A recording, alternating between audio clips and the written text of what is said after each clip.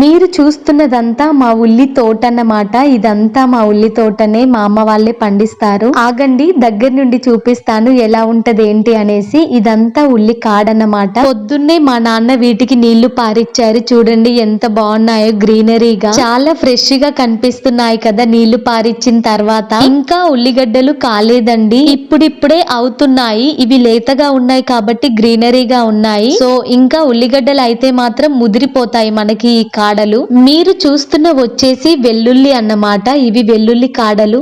మనకి ఉల్లి కాడలకి వెల్లుల్లి కాడలకి కొంచెమే డిఫరెన్స్ ఉంటది. మనం ఇందాక ఉల్లి తోట చూసాం కదా, ఇదంతా వెల్లుల్లి అన్నమాట. ఉల్లి వెల్లుల్లి రెండు వేశారు మా అమ్మ వాళ్ళు. వీటి కార్నర్ కి కొత్తిమీర వేశారండి. ఇవన్నీ చాలా ఫ్రెష్ వి, లేతగా ఉన్నాయి. ఉల్లి కాడలు కర్రీ చేసుకుంటే చాలా టేస్టీగా ఉంటది కదా. మీలో ఎంత మందికి ఉల్లి కాడల కర్రీ ఇష్టమో కమెంట్ చేయండి. వీడియో